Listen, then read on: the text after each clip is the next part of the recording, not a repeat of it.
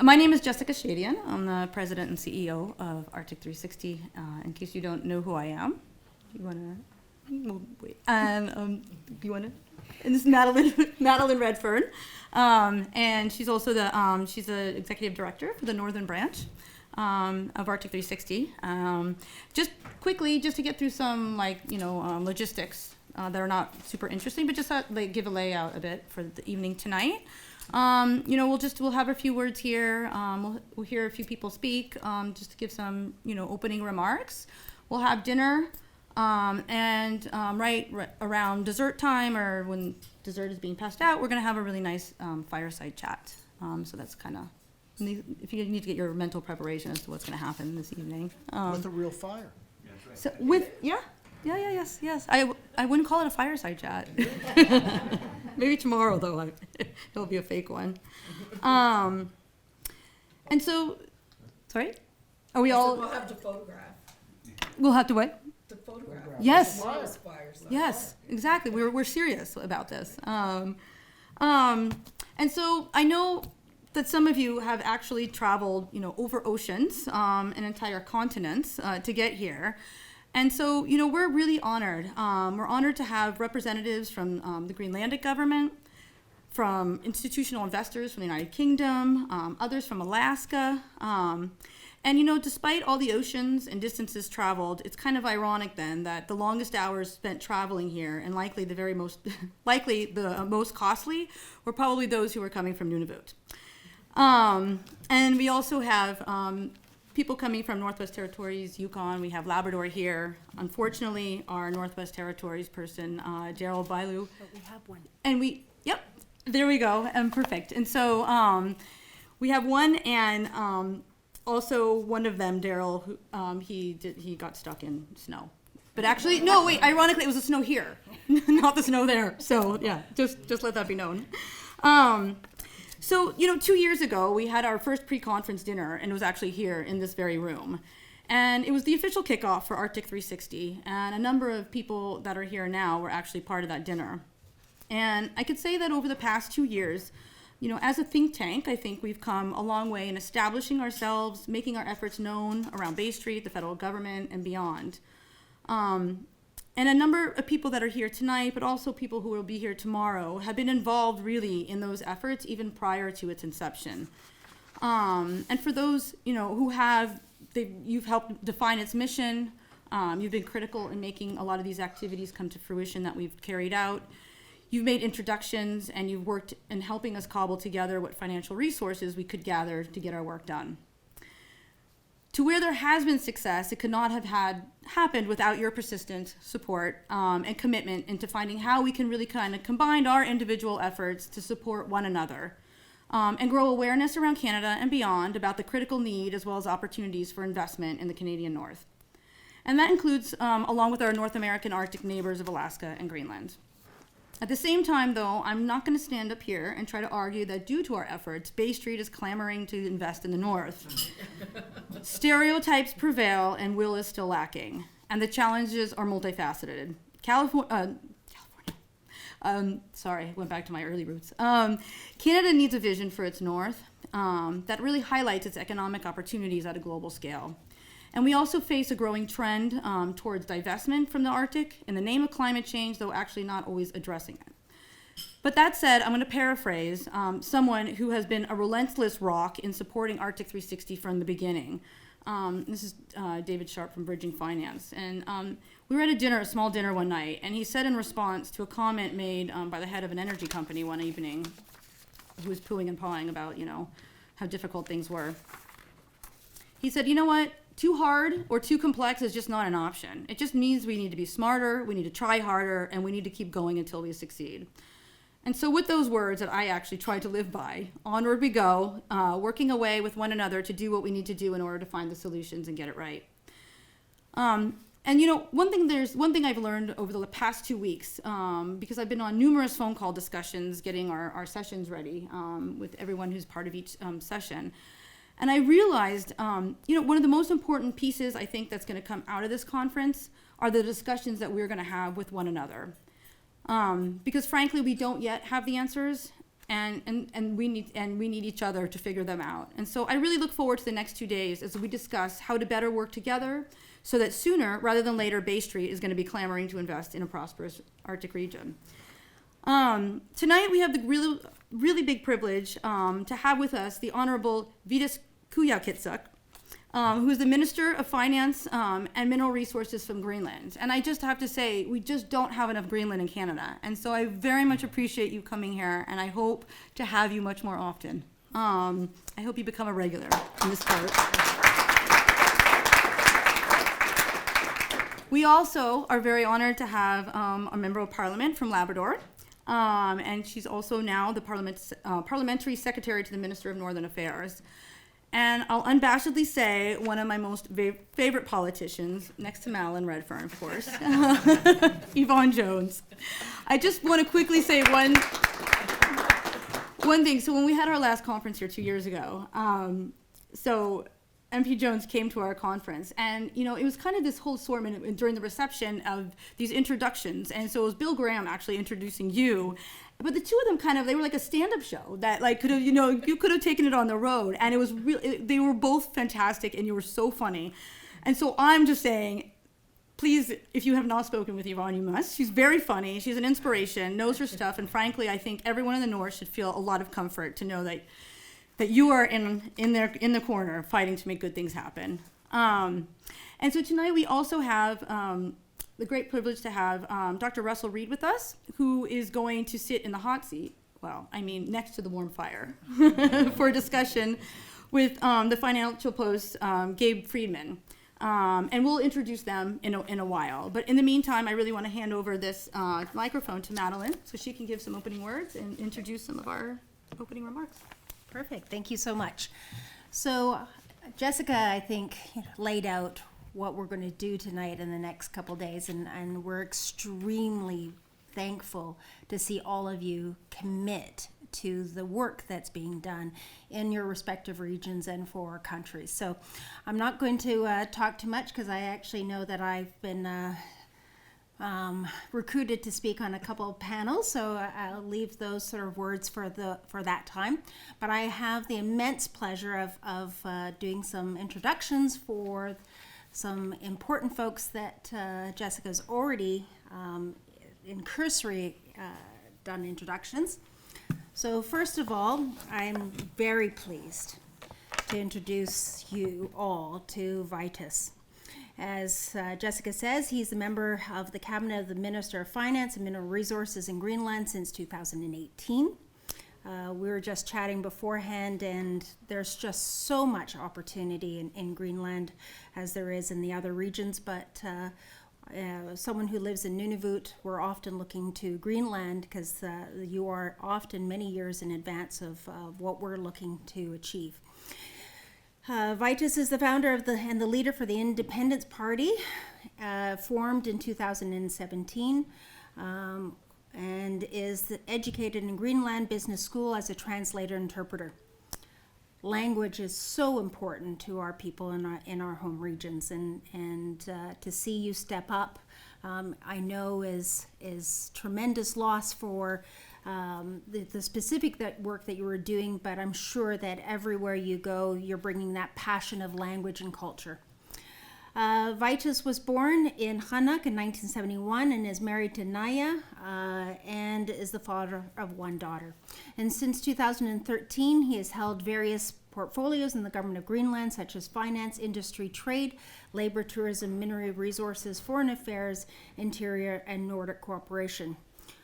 One thing I love seeing is when a minister or an elected official ends up actually having quite a number of portfolios in their time, because you really truly begin to understand the crossovers that happen between those departments, and ensure that in your current role that everyone is working cooperatively together. And prior to his political career, he worked with the Greenland Parliament as an interpreter, as I said, for the Danish Parliament as a personal assistant, and he served 5 cabinet ministers between 1997 and 2009 in most departments. One way of learning what's happening in politics. I can tell you the interpreters, they know all the good stories.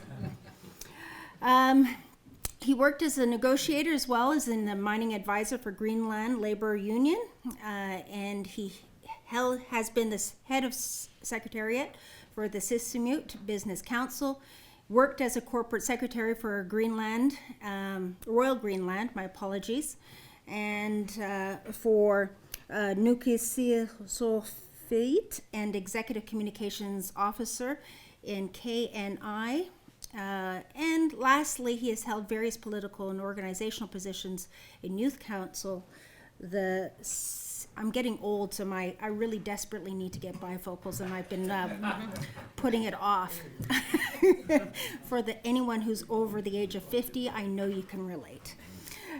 Siu Moot and Taekwondo and SIK. So you are a fascinating man with a fascinating history in life and doing fascinating work. So I welcome the minister to come up and do some welcoming words. Thank you.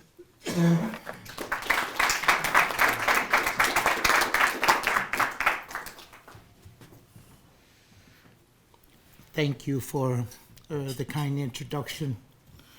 It's a privilege for the government of Greenland to attend this conference. I think it's important to emphasize that the government of Greenland has an emphasis on being an active part of the Arctic, and it's an important venue for us to exchange experience and not least to have an open dialogue on what's happening in Greenland, but how we can promote and to develop our businesses in the high north in the Arctic. The reason I'm here is, of course, because of our affinity with the Wilson Center. We have engaged a tight and reliable connection to Wilson Center for the past many years, and we are spending all the time we can to get engaged with our friends at the Wilson Center. So it's one of the reasons why we attend on this conference.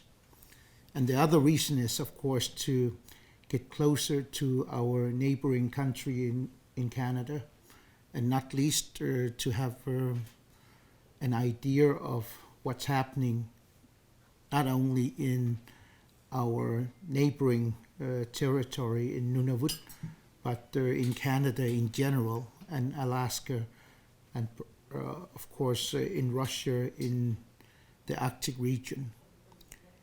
As you know, Greenland has experienced a tremendous development for the past many years. We have an average growth of almost 3% in our economy. That proves that our economy is booming. But despite this boom, we have lots of challenges that we're going to tell about the next couple of days on what we are facing, not only in economic terms, but in our society, how we can develop Greenland into become a more independent and more self-reliable country that we are aiming at. We have been on our path of becoming independent for the past 40 years, and we are enhancing power to promote all the work we can do to become a nation. And it's in this emphasis and in this spirit that we aim to take care and to strengthen our bonds to our neighboring countries. It's a privilege for me to be able to listen to your considerations and the challenges that you have in Alaska, in Canada, and not mostly in the investment and infrastructure perspective. In Greenland, we are putting emphasis on developing our infrastructure. We have a huge gap of renewing our housing standards. We have a boom of of a capital in Nuuk. But then we have a huge deficit in regards to a much differentiated housing standards in the rest of Greenland. The fishery is going well, and that is what is generating revenues for us. But it also means that our economy is much relying on fishery, which is not very healthy if the seafood business is going bad, which is why we are putting emphasis on developing tourism, the land-based industry, and not least the mining industry. The extractive industry is one of the key areas that we are working on developing, not only the rare earth elements, but the mineral resources are to be exploited in a good manner in accordance with our legislation that takes care of health, environmental, and the safety measures that we have put in our legislation, which also means that the mineral resources are there to generate revenues and to create jobs and to develop our country to benefit the people who is living in Greenland. It is a pleasure for us to be able to tell about what steps the government of Greenland have made for the past few years and what visions we have in the coming years. So we are looking forward to engage with all of you for the next couple of days, and I look forward to learn more about what's happening in Labrador and Newfoundland and Alaska, etc. So we look forward of spending time with you for the next couple of days. Thank you.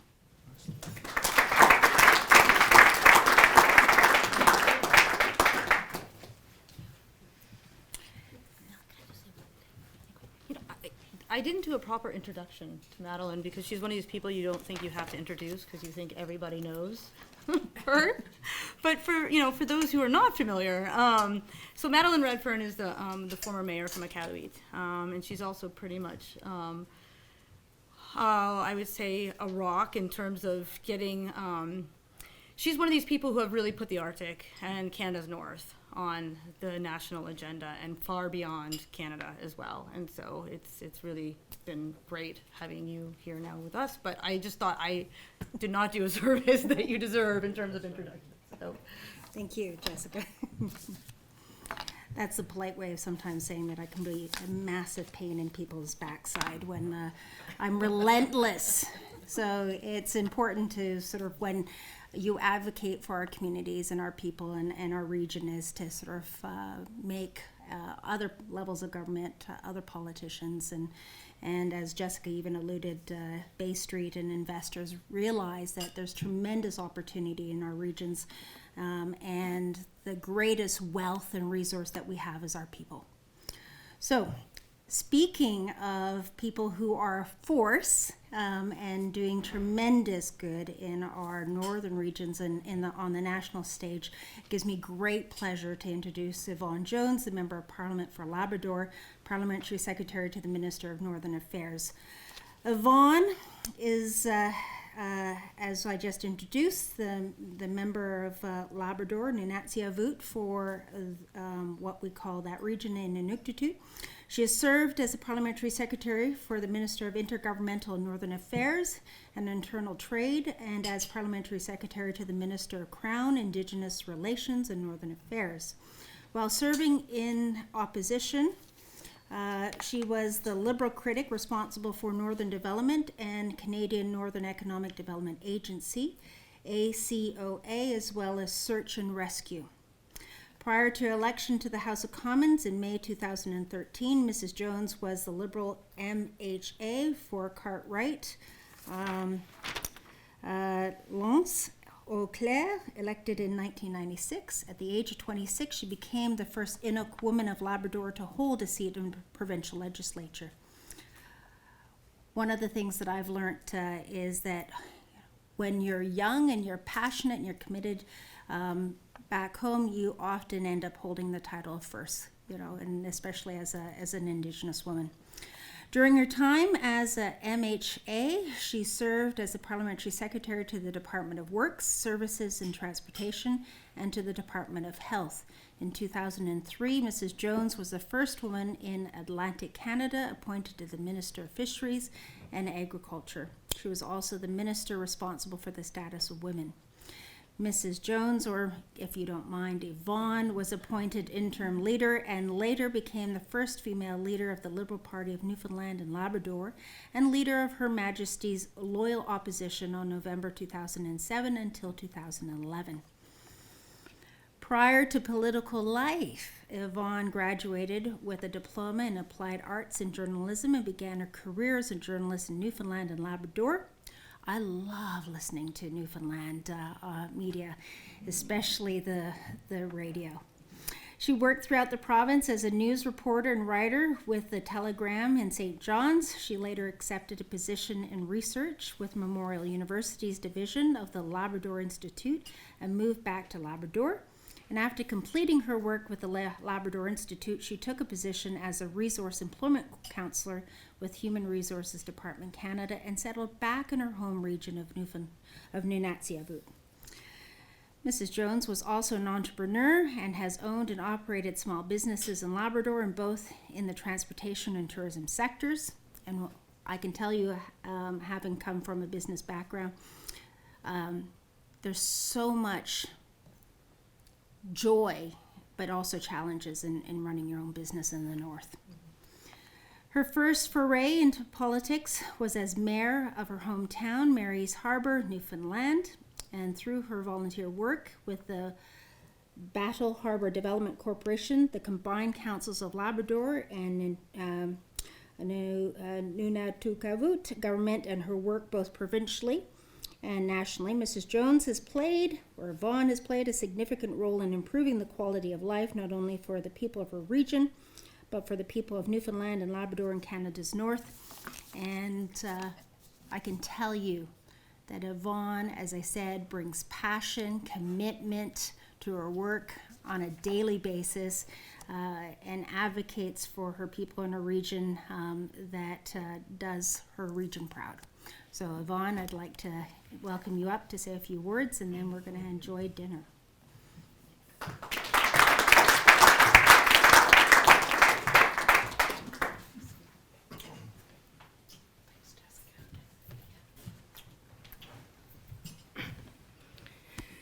I don't know about you guys, but I'm ready to have a glass of wine after that one. Thank you very much for the kind introduction to be here and for that very lengthy bio. I really appreciate it, Madeleine.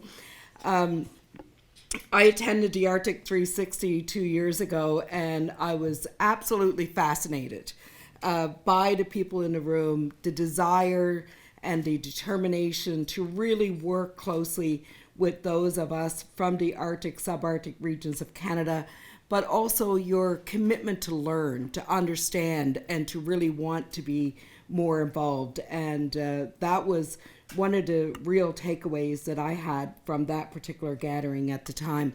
So when the invitation came this time, I said, wow, I'd love to do that again. They were such a dynamic group of people, and I'm looking to see how many invested in the last 2 years. So that's going to be really interesting to see the transition, the change, and where we've come. I grew up in the North and spent most of my childhood life in, if not all of it, in a small isolated community. I know resilience. I certainly can tell you that. And the challenges that come with living in the North. And I always say there's no experience like lived experience. You know, and being able to communicate that to others is certainly very valuable in terms of how we move forward in our communities in Arctic regions and forming those partnerships. In my time, I guess, in politics, I've been tremendously fortunate to not only get to know very intimately the people of Labrador that I represent, which is a huge area, over 300,000, nearly 300,000 square kilometers, And if you were to look at a map of Canada and you look at the Maritimes, you can take all 3 provinces in the Maritimes plus the island of Newfoundland, and you can fit it all into Labrador. So that'll give you an idea of geographics. But it's such a sparse population of only 30,000 people.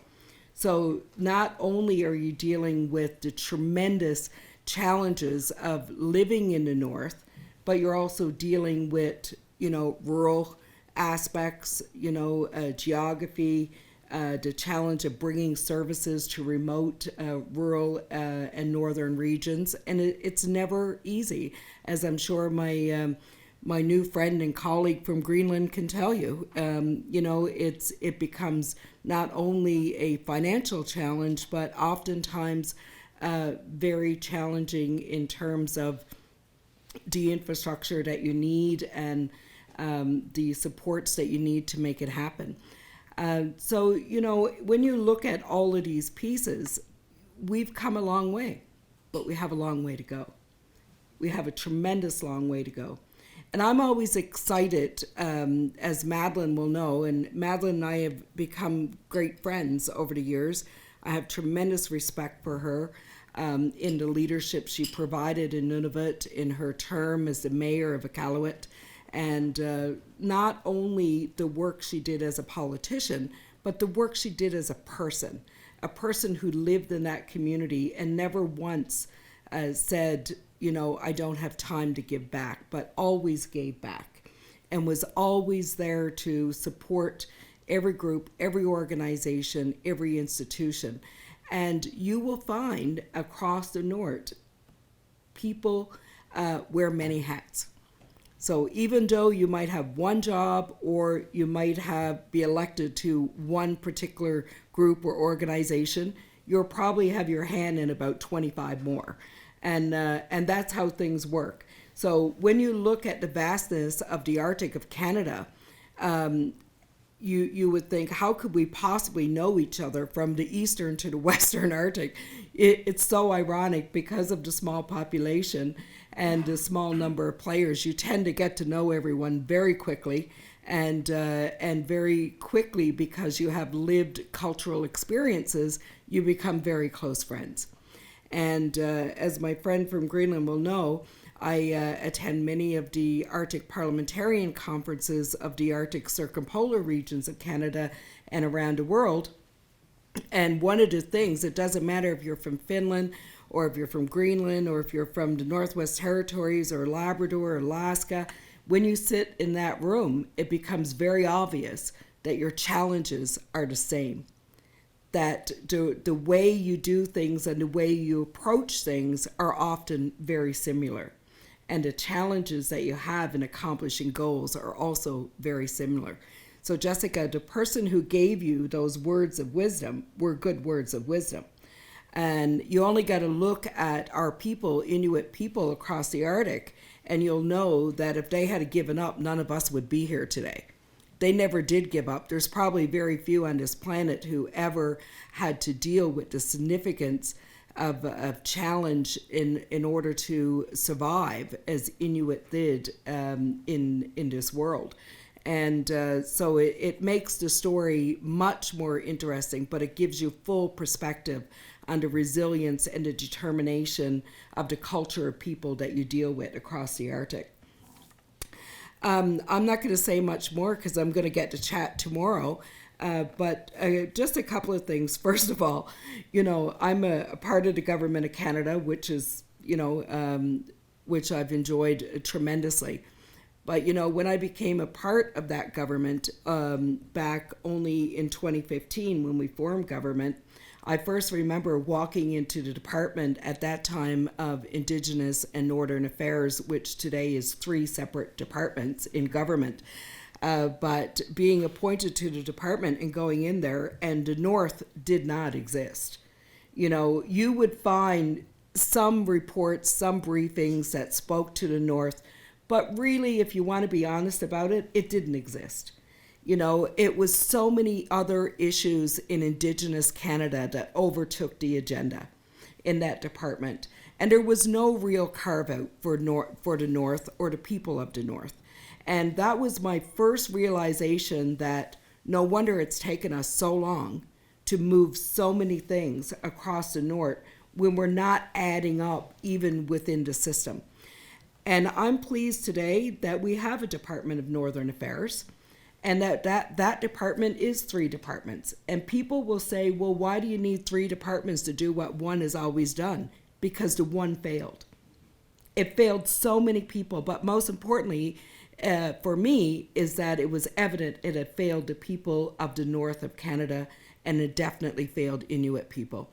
And so today, in Canada, any of you that are going to invest, whether that's in mining, whether it's in fisheries, whether it's in oil and gas, any of the resource sectors, you know that settling land claims in Arctic and northern regions of Canada is critical to moving development. But yet we've had to wait 30 years to settle some of those land claims. That will give you an idea of how hard it is to move development. In addition to that, we didn't have programs that spoke to northern investment, that spoke to northern infrastructure. And finally, we're seeing that. Well, is it enough? Obviously. We had this conversation earlier, and that is that even though you carve out a fund and it's got $400 million in it or $600 million in it, and it sounds like a lot of money, but when you're dealing with the North, it's not a lot of money. And so it's still a lot of work to do, but what's important is that we are hiring people, we're employing people, we're having the right advisors, we're electing people who can actually change how things have been in the past. And that's so important. That's why we continue to need groups like yours who educate every single day. The more you learn, the stronger you are in your conversations, in your lobby, in advancing the things that are important to you in the North and in the Arctic regions of Canada. So tomorrow we're going to talk a little bit more about some of these issues, but I wanted to point it out right now because it's important to see that while we try to move the North into the 21st century and modernizing that region of Canada, because one of the real fallbacks that we have is connectivity. And whether that's in transportation or in technology, it's a huge problem. And unless we can fix that problem, we are not going to be able to move that dial in a way that we need to move it. And that's only one piece. I know we have many challenges. Believe me, we have many, many challenges. But if you want to talk from an investment perspective, if you want to get beyond capital, government has to really start changing the dial on connectivity in both transportation and technology as well. So anyway, I know you're all hungry, and I'm going to finish up there. But I come from the riding in Labrador. I'm very proud to be a polar person in Canada, in the sub-Arctic. I can't get as far up as Madeleine yet. We haven't built that high up in Labrador. We've reached there, but we haven't built there yet. So you never know what could happen in the days and years to come as we continue to develop and start bridging the Arctic region of Canada in the way that most of us have a tremendous vision and desire to do. But having said that, it's good to be here with all of you. I'm so interested in hearing what you have to say. And please feel free to approach me, ask me any questions that you may have. I may not have the answer, but I'm really good at making things up on the spot. I learned it from Bill Grain. No. Anyway, thank you so much. Enjoy your dinner.